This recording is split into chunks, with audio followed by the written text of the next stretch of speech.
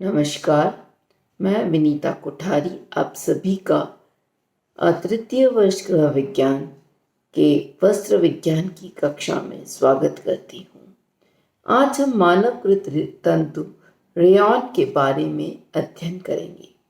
Rayon की खोज 19वीं शताब्दी में वैज्ञानिकों के लिए एक चमत्कार था।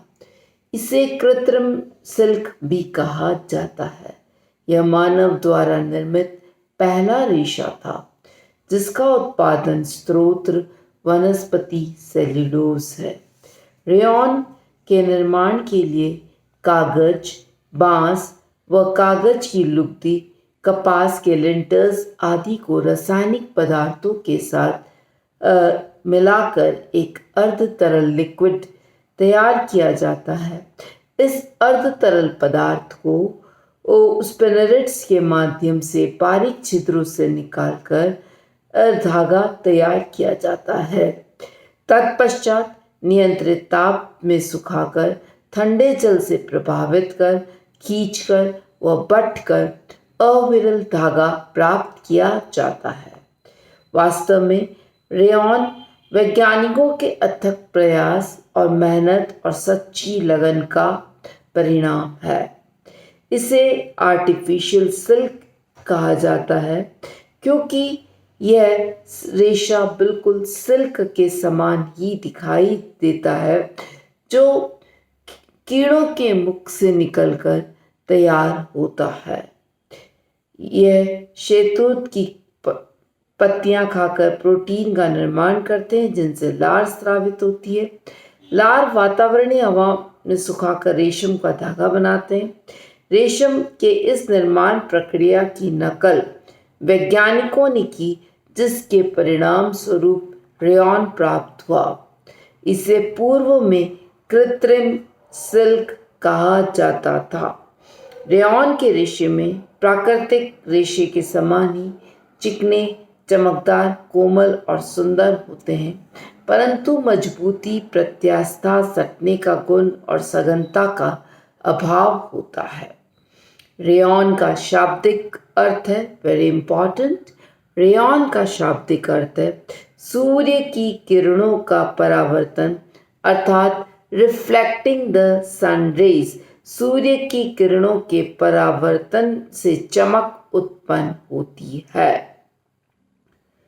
कॉलियर ने अपनी पुस्तक अ हैंडबुक ऑफ टेक्सटाइल्स में लिखा है, The man-made fibers are produced by chemical treatment of certain raw materials like fiber forming such as petroleum, coal, cellulose, pulp from the trees.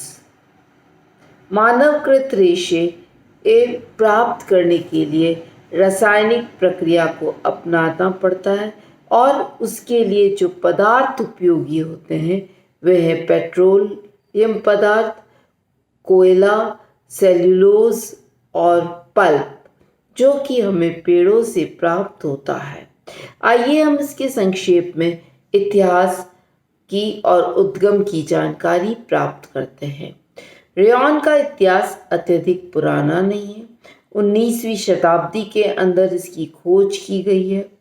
वैज्ञानिक इस प्रयास में जुटे थे कि एक ऐसा रेशे का निर्माण किया जाए जो रेशम के समान सुंदर, आकर्षक, चमकदार, चिकना, कोमल, बारीक, लचीला और मजबूत हो, परंतु उसका मूल्य सर्वसाधारण की पहुंच के भीतर हो और आसानी से जनता को उपलब्ध हो। वैज्ञानिकों की इसी सोच ने रेयॉन के रेशे को जन्म दिया। सन 1884 में सबसे पहले फ्रांस के वैज्ञानिक काउंट हिलेरी डी चॉर्डनेट ने रेयॉन रेशे का निर्माण किया, इसलिए उन्हें रेयॉन का पिता कहा जाता है। रेयॉन का निर्माण की सफलता के पश्चात फ्रांस में पहला रेयॉन का कारखाना स्थापित किया गया। इससे पूर्व भी सन 1664 में अंग्रेजी वैज्ञानिक रॉबर्ट हुक, 1710 ईस्वी में फ्रांसीसी वैज्ञानिक रेने डी र्यूमर व 1885 में स्विस वैज्ञानिक जॉर्ज ऑर्डमेस ने रेयॉन के निर्माण की दिशा में काफ़ी प्रयास किए, परंतु उन्हें सफलता नहीं मिली। परंतु उनके प्रयासों व प्रयोगों का निष्कर्ष है कि पेट्रोलियम पदार्थ, कोल टार, गोंद, वनस्पति सेल्यूलोज आदि से रेशे तैयार किए जाते हैं। काउंट हिलेरी डी जॉर्डनेट ने 1884 में सबसे पहले नाइट्रोसेल्यूलोज विधि से रेयॉन बनाया। इसके पश्चात जर्मन वैज्ञानिकों ने कुप्रामोनियम विधि से रेयॉन के निर्माण का आविष्कार किया। 1890 में फ्रांसीसी वैज्ञानिक LH डेस्पासीस ने इस विधि से रेयॉन तैयार किया।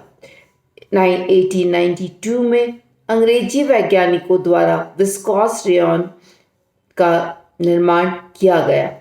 वर्तमान में विस्कॉस विधि को रेयॉन निर्माण के लिए उपयुक्त माना जाता है। कुछ ही कंपनी कुप्रामोनियम विधि द्वारा रेयॉन उत्पादन करती है, परंतु नाइट्रोसेल्यूलोज विधि का उत्पादन बिल्कुल नहीं होता है, क्योंकि यह अत्यंत ज्वलनशील होता है और काफ़ी कॉस्टली होता है। भारत में सन 1946 ईस्वी में केरल के अंदर रेयॉन का निर्माण हुआ। अब तो कई अन्य स्थानों पर रेयॉन का निर्माण होने लग गया है। रेयॉन का प्रचलन आज बहुत अधिक हो गया है। रेशम के समान सुंदरता, कोमलता, लचीलापन, मुलायम और अद्वितीय आकर्षण के कारण काफ़ी लोकप्रिय है। रेयॉन को आधुनिक युग का चमत्कार माना जाता है। सिल्क जैसे सुंदर, आकर्षक और वैभवशाली वस्त्र जो कि बिल्कुल धनाढ्य वर्गों को उपयोग तक सीमित था, वैज्ञानिकों के इस प्रयास और प्रयोगों के द्वारा निर्मित रेयॉन अब सभी वर्गों के लिए उपलब्ध है। इसके मूल्य रेशमी वस्त्रों की अपेक्षा काफ़ी कम होते हैं। इनमें बने परिधान हल्के, कोमल और ऐश्वर्य युक्त होते हैं। इनमें सुंदर ढंग की लटकनशीलता का अनोखा और निराला गुण पाया जाता है। पार्टी, शादी विवाह आदि ऐसे उत्सवों पर इनका परिधान बनाकर उपयोग किया जाता है। डॉक्टर लेबार्थ ने कहा है, rayon is outstanding example of man's ingenuity in perfecting the textile fiber to rival and to compete with the silk, wool and even।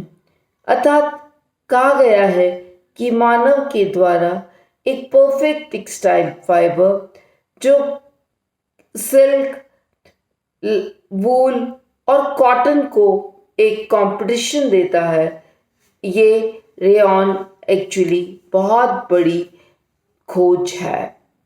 Rayon का रेशा तैयार करने के लिए विभिन्न विधियों का उपयोग किया जाता है और रेयॉन तैयार होने के कीड़ों के शहतूत को पत्ते खाकर उनका मुख ग्रंथियों से छिद्र से लार स्रावित करते हैं।